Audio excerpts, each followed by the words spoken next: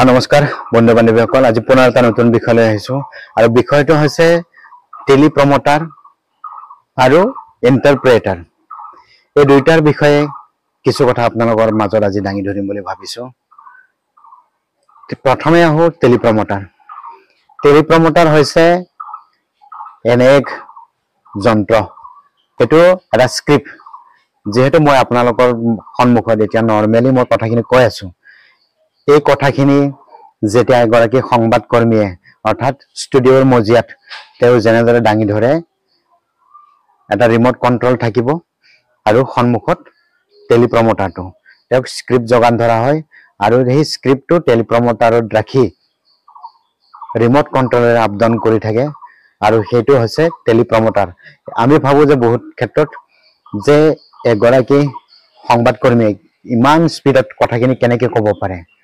তো এই টেলিপ্ৰমটাৰৰ সহায়ত তেওঁলোকে কথাখিনি হলহলীয়াকৈ ক'ব পাৰে আৰু দ্বিতীয়তে হও ইন্টাৰপ্ৰেটাৰ বা দোভখীয়া যেটো আমাৰ দেশৰ প্ৰধানমন্ত্ৰী নৰেন্দ্ৰ মোদীয়ে বিদেশ ভ্ৰমণৰ সময়ছোৱাত তেওঁৰ পিছফালে কেতিয়াবা এগৰাকী মহিলা অথবা কেতিয়াবা এগৰাকী পুৰুষ বহি থাকে আৰু এই ইন্টাৰপ্ৰেটাৰ অৰ্থাৎ দোভখীয়া গৰাকীয়ে তেওঁক যিখন দেশত ভ্ৰমণ কৰিব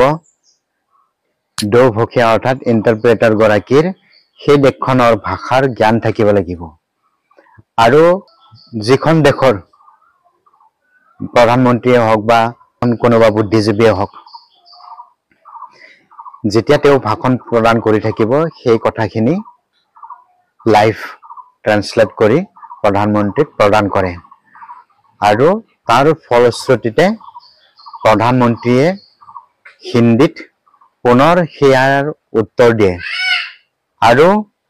এই ইন্টাৰপ্ৰেটাৰ গৰাকী অৰ্থাৎ দোভখীয়া গৰাকীয়ে পুনৰ ট্ৰান্সলেট কৰি তেওঁলোকৰ যি গৰাকী ইন্টাৰপ্ৰেটাৰ অৰ্থাৎ দোভখীয়া থাকে সেই দেশখনৰ তেওঁক বুজাই দিয়ে তো এনেদৰে যেহেতু দেশৰ প্ৰধানমন্ত্ৰী গৰাকীয়ে বহু বিদেশ ভ্ৰমণত আপোনালোকে দেখিবলৈ পায় যে তেওঁৰ পিছফালে এগৰাকী কেতিয়াবা মহিলা নহলে পুৰুষ পিছফালে বহি থাকে এই গৰাকীক ইন্টাৰপ্ৰেটাৰ অৰ্থাৎ দোভখীয়া বুলি কয় তেওঁৰ বিভিন্ন ভাষা জ্ঞান থাকিব লাগে ফাৰ্সী ইংৰাজী চাইনিজ জাপানীজ আদিকে ধৰি বিভিন্ন দেশৰ যিমানবোৰ ভাষা আছে তেওঁলোকৰ জ্ঞান থাকিব লাগিব আৰু ইয়াৰ জৰিয়তে তেওঁলোকে ট্ৰান্সলেট কৰি লাইভ ট্ৰান্সলেট কৰি প্ৰধানমন্ত্ৰী গৰাকীক জনায় এতিয়া হো আমাৰ দেশৰ প্ৰধানমন্ত্ৰী গৰাকী কেতিয়াবা ভাষণ প্ৰদান কৰিলে লাইভ যেতিয়া মঞ্চত তেওঁ ভাষণ প্ৰদান কৰে লেফট সাইড আৰু ৰাইট সাইডে দুখন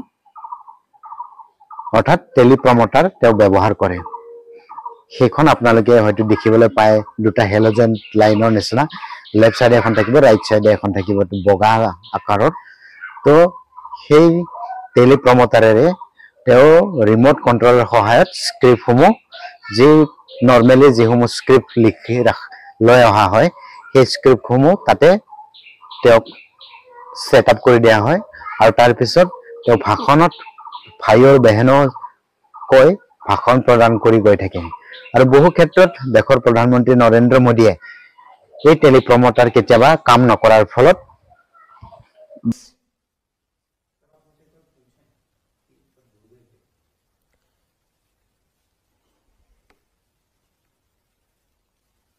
क्लास अब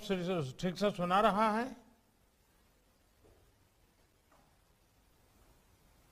I hear you, Mr. President. और Minister. और हमारा इंटरप्रेटर की आवाज भी पहुंच रही है सबको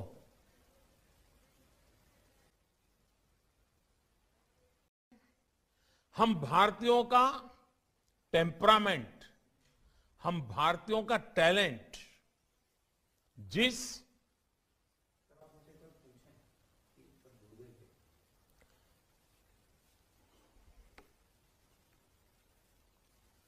क्लास अब ठीक से सुना रहा है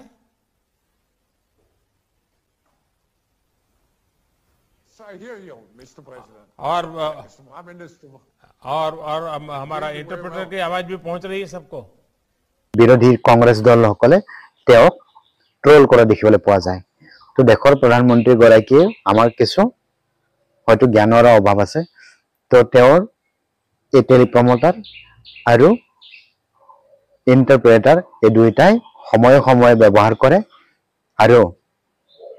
কমিউনিকেশ্যনত তেওঁক সহায় কৰি আহিছে এই টেলিপ্ৰমটাৰ আৰু ইন্টাৰপ্ৰেটাৰ এই দুইটা তথ্য প্ৰযুক্তিৰ